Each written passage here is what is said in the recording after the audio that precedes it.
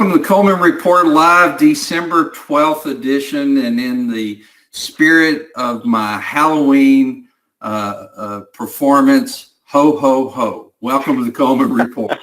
We're going to talk about some great things today, so let's, as you know, you can ask questions. You can email them to mike@colemanreport.com, or you can just click on the question and send it in the chat box as well. We have a certificate in the handouts. You can print those certificates out and keep them in your file for when the regulators ask, what are you doing for training? Today we have we have a guest, a great friend of mine, Chuck Evans, president of Capital Growth Solutions, a lender service provider. And of course, Katie is here today. Welcome. Thank you. Thank you. It's good to be here, Lance. So let's get started with some poll questions. Of course, there's a new administrator that has been nominated by Donald Trump for SBA, Jovita Carranza. Do you support that nomination? Yes, no, or do you not have an opinion?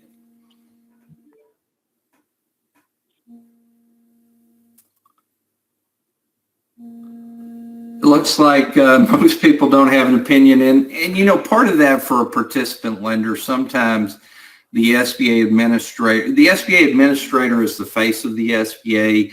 They get out and promote the SBA throughout the country. But SBA has permanent employees, as we all know, that are the people who do the actual work of the SBA. And Chuck, you and I have been through a handful of administrators, and have you ever noticed any dramatic change from one to the next? Not really, but in this case, she has some experience. Been with the agency before, if I recall. So that's a good sign. Well, and she was also head of Treasury for Donald Trump, so she does have she has SBA experience, Treasury experience. I think she'll be a good addition to SBA. So we'll see as the nomination process. And Katie, maybe you'll have some information on the nomination. Have you implemented the new form, SBA Form 912, that came out earlier this year? Yes, no, I don't know. You know, a lot of us participant lenders can go through an entire year of SBA lending and not even have to complete an SBA Form 912. Katie, you and Chuck both know, for many years, the SBA Form 912 was required by all guarantors on SBA loans. Now only if they check yes to one of the answers on the 1919, do you have to do a 912? And it looks like most people are using the new Form 912. Used to be a real bottleneck. Now it's a pretty streamlined process. Absolutely. Absolutely. What is the average total SBA loan value per credit union? And Chuck, got a couple of comments about this one? Don't tell me the answer, Chuck. This is a little misleading. It's the average portfolio size is the question for each credit union. So let's see what everyone can guess. One of the things, credit unions have been a very fast-growing area of participant bank or institutions in SBA lending. We've seen significant growth in the number of credit unions that are participating in SBA lending. And the answers are all over the board, and Chuck will provide some clarity on that here in a bit. Yes, sir. Okay, on December the 11th, just yesterday, the Senate Committee on Small Business had their nomination hearing for the new SBA administrator, Jovita Carranza, and I hope I'm pronouncing that right. Donald Trump nominated her on August 1st. She was the United States Treasurer, and as Chuck shared with us, she did have some SBA experience in her background. And of course, Linda McMahon, my personal opinion, I thought Linda was a great administrator. Chuck, how did you feel? Did a great job. Absolutely. It was a great job. I think she did a great job of promoting the SBA program. And, you know, I look forward to Jovita being nominated and us moving forward and having a great 2020 as SBA lenders. People in the agency that I talk to are excited as well, so that's good. That's a good thing. And of course, this is just a new SBA Form 912. And if you showed this to somebody, everybody's going to say, what's new about it? And there's not a lot of difference. It's just the old 912 expired, and they are potentially going to change the form to meet ADA 508 accessibility requirements. Again, the 912 was required on all SBA loans for years. I started doing SBA loans back in the mid-'80s, and you had to get a 912 on every guarantor involved in an SBA loan. And a few years ago, when the 1919 came out, and you complete that on each guarantor or borrower, if they don't answer yes to the I've been arrested, I'm on parole, I've been convicted recently, you don't have to do a 912. So a lot of last year in my SBA lending life, I only had to do a 912 once in all the applications that I worked on. But there is a new form. You can go to SBA's website, sba.gov, type in SBA Form 912, and you can download the new form that you should be using. Or if you're using SBA 1, SBA 1 will create the 912 for you if needed. Senator Risch is going to be at the National Rural Lenders Roundtable on December the 4th. This is at the Cosmos Club. It's a great opportunity to find out about the USDA DNI lending program. Senator Risch is a great supporter of small business. We heard him last year at the Secondary Market Summit. So make sure and look at, and if I remember correctly, and Katie, correct me if I'm wrong, I think this is a free event for SBA participant lenders. I think it was free. It was last week. Yeah. Yeah. So just to add on to that, you can watch the video of Risch addressing the roundtable. The video link is in the slide here, but it's also on our website. And just highlighting two things he brought up. He introduced two bills, the Small Business Investment Improvement Act, which is to help small businesses gain more capital. And he also introduced the Fast Fix Act, which is to prioritize small businesses to receive more research and development grants. Yeah, if you have an opportunity, he's a great speaker. He's fun to listen to. And where is the link again, Katie, so they can listen to the speaker? There is a link in the slide, and there's also a link on our website in the C-Suite Wednesday article. Guys, take an opportunity and listen to him. He's a great senator. Got a chance to visit with him last year. Fun speaker. So click on that link and listen to what he had to say at the National Rural Lenders Roundtable that was held about a week ago. Oh, Chuck, you're up. Chuck's going to tell us about credit union SBA lending. Well, you and I worked with some credit unions in our past, and I've gotten some information from CUNA and from the SBA. It seems we have about 400 plus credit unions that have at least one SBA loan in their portfolio, which totals about $2 billion. Now, this industry, you have 100 million Americans that belong to a credit union.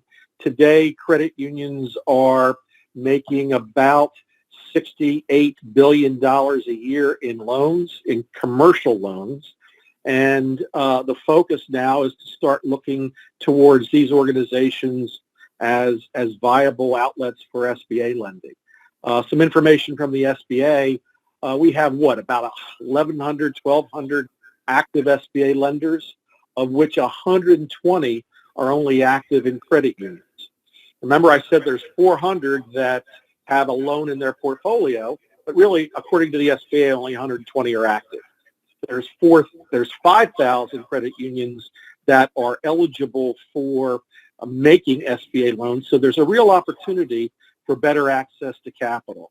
And a lot of these credit unions are using what they call CUSOs, credit union service organizations. There's probably 21 of those in the market that help credit unions with business lending, and now they're moving towards SBA lending. So it's a great market. It's better access to capital. It's what the SBA wants. I think you'll be seeing more. When I look at the portfolio, the information from CUNA, it's the 80-20 rule. I said there's 400 with a loan in the portfolio.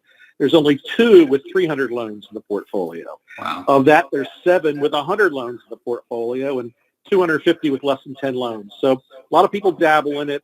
Hopefully we'll have better delivery systems so we can provide better access to capital through this market.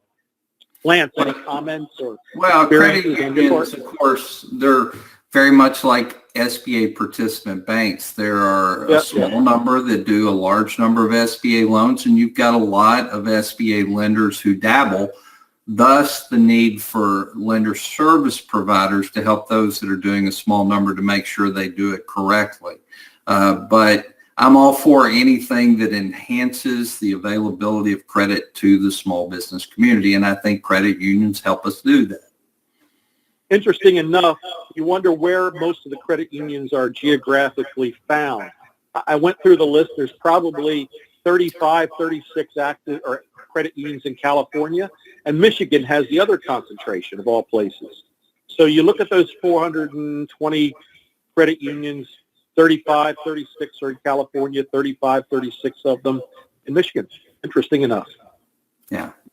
Well, again, just thank you, Chuck, for the update on credit unions and their participation in SBA lending. And hopefully we have some on the Coleman Report Live today, and certainly encourage you to continue the good work.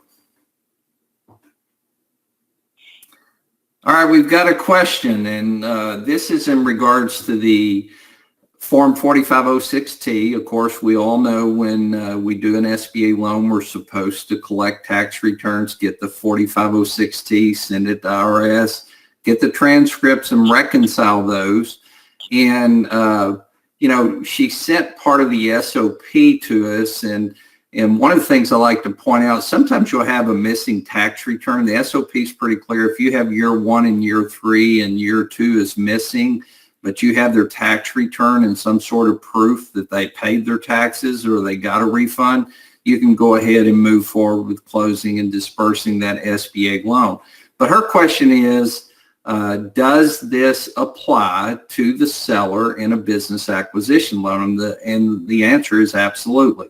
You have to get a 4506T, tax returns, the transcripts, and reconcile those on the seller involved in a business acquisition loan. And these same SOP 50-10-5K rules, soon to be the SOP 50-10-6, hopefully, do apply to the seller. And Julia, it's a great question because the SOP is ambiguous in so many ways, and it does cause us to say, okay, this is true with the guarantors, this is true with the borrower, but again, it is also very true with the seller on a business acquisition loan. You do have to, again, collect 3 years worth of tax returns, get the 4506T completed, send it in, get transcripts, and reconcile that.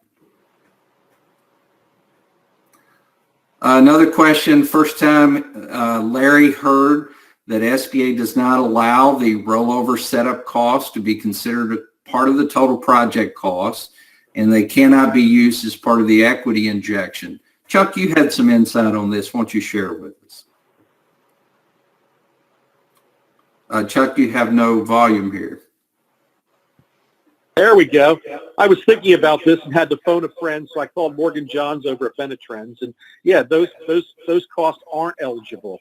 It's like converting a CD or some stock to use as collateral. It's just not part of the project. Yeah, so those costs cannot be used as part of total project cost. Likewise, they cannot be used as part of the equity injection if the borrower is paying those costs. So that is true. And so, Larry, yes, we can confirm that. Haven't heard anything to the contrary. And Chuck just shared he checked it, and it's true. So there you go, Larry. And remember, you got to submit those loans GP now, don't we, Lance? Absolutely. Anytime there is a retirement plan rollover into an SBA loan as part of the equity injection, those cannot be processed using delegated processing. They must be sent to the GP or they must be sent GP to the Citrus Heights Processing Center. Katie. As Q4 stats are rolling in, we're starting to see a trend. It's actually Main Street optimism levels are actually still high despite all the talk about a recession that might be on the horizon. In fact, 3 recent surveys show no sign of a recession, and that's the U.S. Chamber of Commerce and MetLife Small Business Index, which comes in at 71.3, which is up from 70.7. And CNBC's is up. National Federation of Independent Businesses, that's up too. It looks like it's actually doing quite well on the Main Street. Well, most of the small business owners that I work with, Katie, are optimistic about 2020, and they feel good about how their business is going. Sales are increasing. So there's still a lot of optimism. Now, there are many reports of a pending recession. My thoughts, Chuck and I are old enough, Katie, to have been through a number of recessions, and my thoughts are if we do have a recession, it's going to be more like some of the ones that occurred in the 90s. They were quick, 1 year in and out recessions, and I kind of feel like that if we do have one, it'll be one of the shorter recessions. Yeah. But it's amazing the lenders seem to forget about those recessions sometimes. Yeah, those of us who were involved in lending in 2007, 8, 9, 10, those were some tough years. And They were. and Chuck, you lead me to my favorite segue. It's a great time to enhance your skill set in servicing and liquidation. You guys all know I love servicing and liquidation of SBA loans. It's a great time to build your team skill set in those areas. If we don't have a recession, if we don't have small businesses that struggle, you just got a better trained staff. But if we do, you're ready to take care of it. It's a matter of when. Katie, tell us about Fraud Friday. My objective in life is to never be part of Fraud Friday discussion, but Katie, tell us all about it. Well, you might be as lucky as these people. We've been following the Rockford Bank and Trust's alleged SBA fraud case for several months now. And we recently got news that the judge has ordered all charges against all defendants to be dismissed. If you remember, this is the commercial real estate case that there was a $3 million SBA loan that was in question. The case was brought by the U.S. Attorney's Office in the Northern District of Illinois and scheduled to go to trial on January 13th. It was supposed to be a 4-week trial. However, on December 9th, following a brief hearing to address the government's motion to dismiss, Judge Lee issued the order to dismiss, and all of the everything has been dropped against the defendants. Well, that's interesting. Most of the Fraud Fridays we read about, Katie, end up with the banker going to jail. So this Right. is the other side of it. This is sad too, because it's going to affect not only these businessmen, but also this entire company. It's going to hurt their business so much. Yeah, absolutely.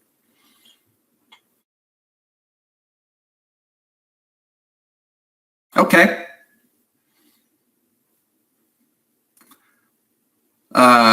Updates on the continuing resolution. I have not heard anything about it. I am sure that they will certainly get one in place and pass a continuing resolution. Chuck or Katie, have you heard anything at all? Not yet. Regarding Down to the wire. Regarding tax transcripts, we usually order on all borrowers, affiliates, and guarantors. Even though the SOP only states borrower seller, what is your experience on tax transcript requirements on entities and individuals other than the borrower? And this is an incredible question, Corey, and I appreciate you asking it, because there's what the SOP says and there's what SBA participant lenders do in practice. The SOP is very clear. Borrowers and guarantors are who you order the transcripts on and who you get the 4506T T's completed on and who you reconcile. And in the case of a seller in a BizAct loan, you get the transcripts on the seller. It does not state that you have to order transcripts on affiliate businesses, although I would love to have a poll question to ask everybody on the call how many we do. Most of us follow a prudent lending practice, which is talked about throughout the SBA SOP, of getting transcripts on borrowers, guarantors, affiliates, sellers. Probably, Chuck, some of them might get it on the borrowers. I'm just teasing, on the children of the borrowers, but it's not a bad practice to go ahead and get it on borrowers, affiliates, and guarantors, and seller if it's a BizAct loan. Another question from Melinda. We have allowed the first down payment made to Benetrends as a cash injection. On the setup of a business, we don't allow ongoing fees that are charged monthly. I'm Lacy. I guess you're asking if that's okay. A statement, not a question. Yeah. Yeah.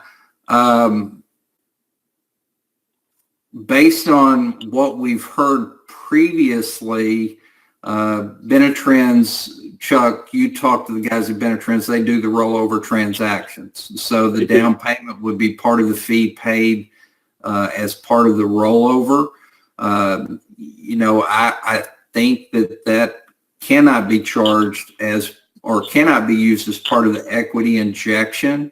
You probably want to look at getting additional equity injection from the borrower in this case. I don't know how much the down payment would be. I wished I knew the dollar amount. Yes. But it is not, the fees for the rollovers are not allowed as part of the total project and equity injection. The secondary market summit is coming up January the 8th, and Senator Reich will be there again. Highly encourage you to look at signing up for that. It's a great event. I've had the pleasure of being there a couple times and speaking once at the Secondary Market Summit. If you're interested, email joseph@colemanreport.com. I'm doing a webinar on December 17th on how to underwrite a business acquisition loan. Recently, Katie, what was that? What percentage of loans are BizAct loans? It was a lot. It was the largest category of SBA lending. If you're looking, look at categories: refinance, business startups, business acquisition loans. Business acquisition loans was the largest single category of SBA lending. So guys, we're going to do a webinar on December 17th to help you understand the SOP rules related to business acquisition lending. Please take an opportunity to get signed up for that. Probably all those baby boomers aging, selling their businesses, right? You're exactly right, Chuck. And the certified training is going on starting January 2nd, the SBA loan closer training. Bob always has me do this, award-winning SBA loan closer training. And guys, y'all laugh at me. You probably think I should hang that on the wall at some point, but it's just sitting here on my desk. Certified underwriting training and certified SBA express loan training. And there is a promo code where you can get $100 off if you use Coleman Live promo code. Always look at participating in these lending professional industry events. Again, Secondary Market Summit's coming up. Chuck, you're a big part of the America West Roadshow, aren't you? Yeah, it's a little different this year. We're going to have 3 different 1.5 day conferences focused on education, as opposed to the big conference with lots of sponsors. So it'll be a little different twist this year. Well, and then there's MALC, one of the oldest and largest SBA lender conferences, America East, always a well-attended conference. Music City, Chuck, you're part of that one as well. My favorite. Yeah. And then Flagel, Chuck and I both love Flagel down in the state of Florida. The main thing, guys, is This is an opportunity for you to meet people from SBA, to meet other participant lenders, and to get great SBA lender training. So make sure and look at one of these and get signed up and attend. And never forget, Coleman puts out the NAICS franchise report. You know, I know Chuck, your group at Capital Growth uses those statistics in every credit memo that y'all put out. Isn't that correct? Yes, that's correct. Absolutely. And it's a great thing to include in your credit memos. Check with Joseph at ColemanReport.com if you want to order the NAICS franchise report. And of course, there's lender compensation, SBA personnel. It's a very competitive area, and the Coleman 2019 Lender Comp Report gives you an opportunity to understand what they're being paid in different categories of SBA personnel. And Katie, take this one. You know more about it than I. Yeah, so I've been writing for this for a couple weeks now, and it's a great resource to have for the C-suite just because it helps you know exactly what the new compliance rules are. We're keeping up to date with the most recent news from SBA, and the SBA is cracking down on compliance right now, so that's very important. When you purchase this, it will work for your entire C-suite, and you can get the most recent news about compliance. Excellent, excellent. Guys, thank you. If you have any questions for the show next week, make sure and submit them to Bob at ColemanReport.com or Lance at ColemanReport.com. Anything else you can send to Joseph at ColemanReport.com. Thank you for participating. Thank you, Chuck and Katie, for being here today. Guys, have a great week. Thank you.